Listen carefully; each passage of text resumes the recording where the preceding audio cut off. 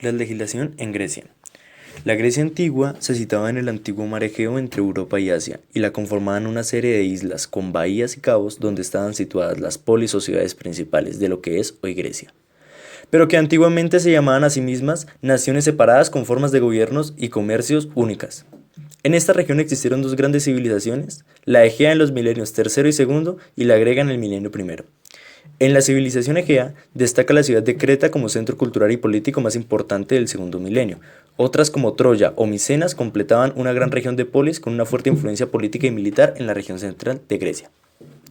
El derecho en Grecia, en los poemas homéricos que son la única fuente de información de la época de la Grecia antigua, no se destaca un uso del derecho como leyes o códigos, sino más bien como reglas y costumbres que tradicionalmente controlaron a la sociedad. A continuación, procederé a darles las características principales del derecho de la sociedad de la Grecia antigua. Como primer punto está la legislación en el mar Egeo y en Micenas.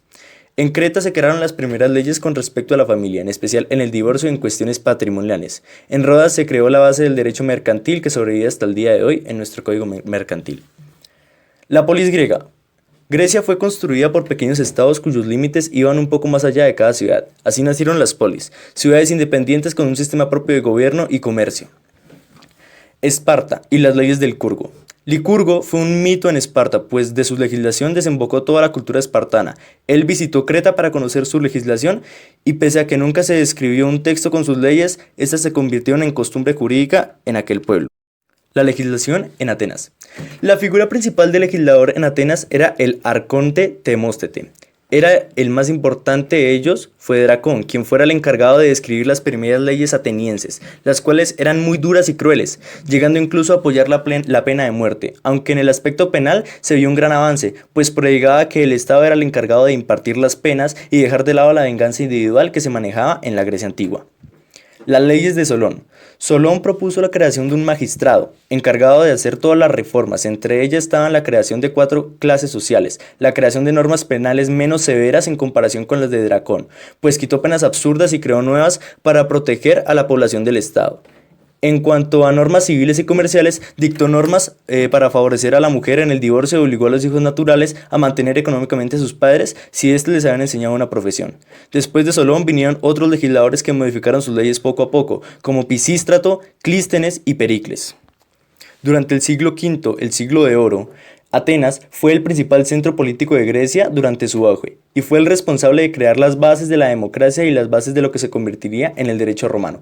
Esto con ayuda de las asambleas públicas, que fueron las primeras especies de participación política, y allí se trataron los primeros temas jurídicos, como proyectos de ley, creación de normas fiscales y comerciales, etc.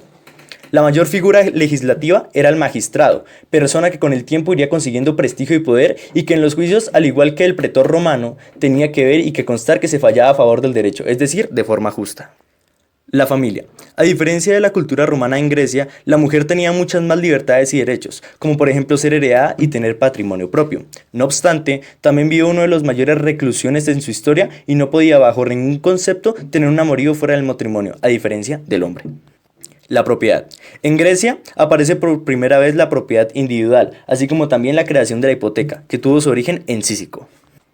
Atenas fue incapaz de crear una verdadera teoría jurídica, pero no obstante a ello, Grecia llegó a concebir todas las principales instituciones que luego Roma desarrolló y perfeccionó y hasta quizás copió. Existieron el mutuo, el comadato, el depósito, el arrendamiento, el contrato de obras, la sociedad, la indemnización por daños y perjurios. En el tema del derecho internacional, como ya les había mencionado, Grecia estaba compuesta por varios estados polis, es decir, estados-naciones, y para ellos solo existían las ciudades o las polis de Grecia. La forma en que dos estados solucionaban sus problemas, si no era de una manera militar, era llamando a un tercer estado para que hiciera de juez. Y los estados restantes siempre acataban el fallo dado por el tercer ente. Ahora hablaré de la filosofía y el derecho en Grecia. La filosofía occidental nace en Grecia. Ahí se formularon por primera vez los grandes pensamientos que luego continuarían desarrollando la civilización europea. Es aquí donde encontramos autores como la escuela estoica en Grecia, que formulaba por primera vez el principio en el cual todos los hombres son iguales. Otros más conocidos, como Sócrates, que en su método de la mayéutica debatió sobre el bien y el régimen político más adecuado para alcanzarlo. También sobre la justicia y sus fines. Legislación romana. El derecho romano es el nombre que le damos al conjunto de normas que rigieron en la vida antigua romana durante los 14 siglos que el imperio se mantuvo en pie.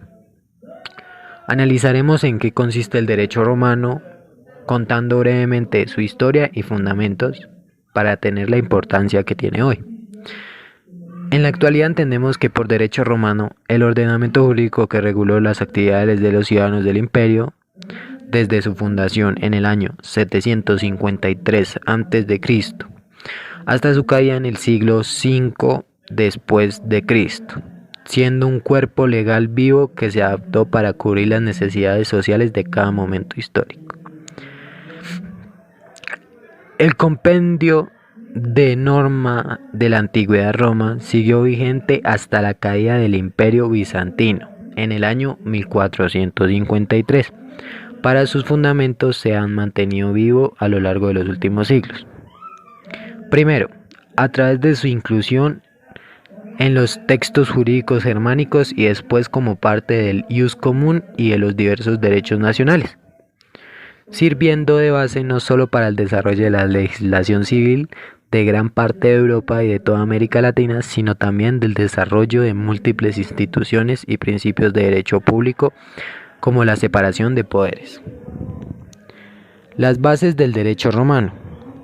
Los más de 1000 años de legislación y forma de entender la ley del Imperio Romano abarca desde el primer código de leyes de la antigüedad de la ley de las 12 tablas, hasta la compilación jurídica que realizó el emperador Justiniano en el siglo VI después de Cristo, conocida como el Corpus Juris Civilis. Para construir el ordenamiento jurídico que forma el derecho, se tomó como base la costumbre, es decir, los actos socialmente aceptados y que a través de la repetición quedaban válidos. Por tanto, los romanos regulaban tanto la esfera pública del ciudadano con su relación con el Estado como la privada entre los propios ciudadanos, apoyándose en las soluciones similares que había resuelto de forma exitosa. Conflicto de propiedad, compraventas viciadas, adquisiciones por posesión, continuidad en el tiempo, hurtos, delitos violentos. Situaciones que hoy en día han quedado reflejadas en nuestro ordenamiento en el Código Civil, Código Penal y en el Código de Comercio, entre otras normas que constituyen la base del sistema jurídico. Pero además de la costumbre, el derecho romano tenía otras fuentes, las decisiones que tomaba el Senado como representante del pueblo sobre las normas que regían los ciudadanos, los pronunciamientos de los magistrados romanos, los plebiscitos que tomaba el prede romano en sus asambleas, los insultos y a partir de los principados las constituciones imperiales o normas que emanaban de los propios emperadores. Estas decisiones tomadas por los distintos órganos que se organizaban en la sociedad romana sirvieron para dar forma a un cuerpo legal escrito que complementen las normas escritas, o un ordenamiento que establecía los derechos de libertad de los ciudadanos y la forma de resolver conflictos. A pesar de una legislación tan antigua, su influencia en diferentes factores sociales y políticos y económicos han trascendido en el tiempo. Esto se debe a que los romanos supieron elaborar un cuerpo legislativo sencillo capaz de dar respuesta a los conflictos que surgían entre los ciudadanos en ese tiempo de la manera más simple sin buscar grandes formulaciones teóricas. Buscando la solución más justa a cada caso concreto y con una enorme capacidad de adaptación a los cambios y necesidades imperantes en cada momento en la sociedad. De forma simplificada, el derecho romano distinguía entre varias formas de comprender lo que era justo conforme al derecho. Ius, norma creada para el hombre. Iniuria, lo contrario a esas normas. Fas, voluntad divina. Nefas, lo contrario a la voluntad divina. Su ordenamiento distinguía entre derecho público y derecho privado, el cual, el derecho público, que era parte del ordenamiento jurídico que regulaba la acción del Estado en áreas de interés general y velaba por su relación con el ciudadano u otras comunidades independientes. Y el derecho privado, que era la esfera jurídica que regulaba las relaciones entre los ciudadanos y sus intereses particulares. Según el jurista Celso, el derecho era el arte de lo bueno y lo equitativo. Y de acuerdo con Ulpiano, la justicia era definida como la voluntad constante de dar a cada uno de sus derechos apoyándose del derecho romano en 3 preceptos: vivir honestamente, no dañar al otro y dar a cada cual lo suyo.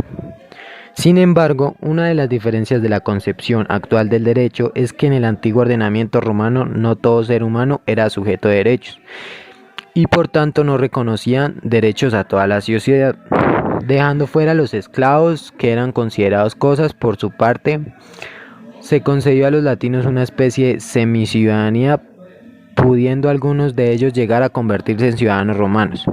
En cambio, los derechos del resto de extranjeros o peregrinos dependían del tratado que su comunidad hubiera firmado con Roma.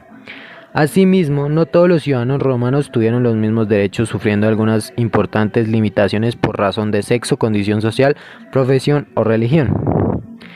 Bueno, el derecho romano en la actualidad lo podemos ver.